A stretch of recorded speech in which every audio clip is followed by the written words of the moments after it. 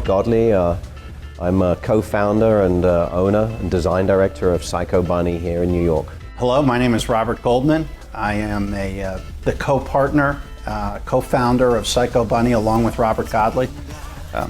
Together we created this brand 10 years ago. My primary responsibility is in sales and the management of the logistics of the company. I came here to New York to work for Ralph Lauren, who, as we know, started his business with neckties in 1971. After my short period at Ralph Lauren, I decided that we needed to start something of our own. There was a need for a new brand, a new entity, something that symbolized an adventurous spirit, a great adventurous spirit, and having fun and enjoying life. But I took a 1930s logo, a logo from a 1930s archive, and put ears and teeth on it. The logo evokes an emotion. It creates a trigger for a conversation, for a smile. So we used the logo in conjunction with some other designs and kind of a British Anglo-American inspired necktie design that was produced from silk in England, which was Rob's heritage, and made in a factory in the United States, a necktie factory, which was my heritage. That one design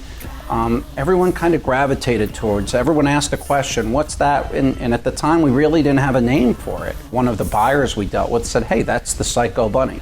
So we have this really cool logo, and yet we don't have a name, but then we get the name. And this one particular design, caught everyone's attention. And Rob and I had a meeting in May 2005 in the New York Athletic Club, and I showed him what I had going on, and I said, look, I'd like to try and get this into Barney's.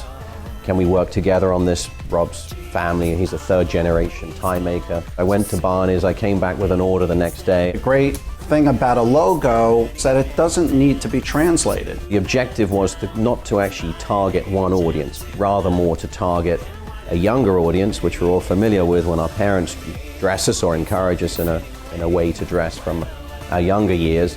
And then all of a sudden you arrive at a time in your life where you no longer want to wear that product because you've been thrust into wearing it by your parents for so long. But then 23, 24 years of age, you get some nostalgia and you go back to those brands. So the whole idea was to find a brand that could straddle two generations, something that people would be familiar with the quality and the longevity of the product that they were wearing. Psycho Bunny represents an attitude. And that attitude, it doesn't matter where you're from in the world, it represents a spirit. And to me, that spirit is a sense of someone that tends to be independent, thinks independently, tends to be actively involved in whatever they do. Sometime around 2007, I went down to Peru. Not only did there was a trade-free agreement, but you have some very, very high quality yarn.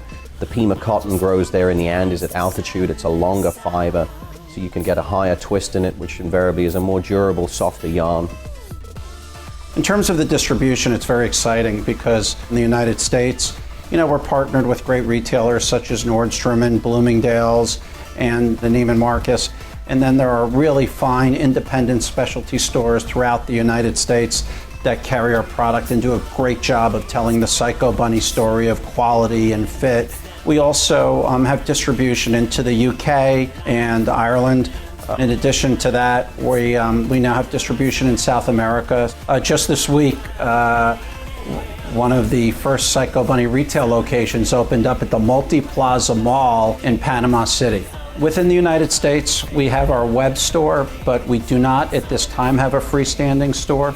We're taking the approach of creating shop-in-shop concepts, which will be a way that the brand can be represented in a lifestyle way.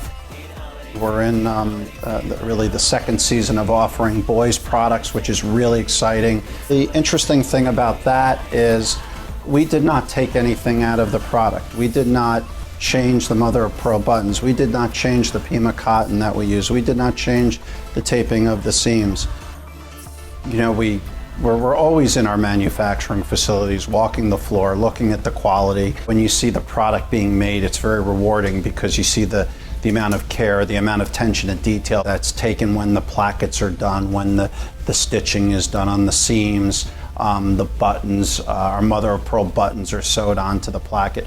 But the cool thing is when you get to that embroidery machine and you see the needle going in, and you look at our embroidery, our classic embroidery, and there's one embroidery being done at a time. Almost 4,000 stitches go into a single classic Psycho Bunny embroidery. It's not just some mass-produced item that is out there. It's the attention to detail and the execution of where our products are made is fantastic, and we're very proud of it.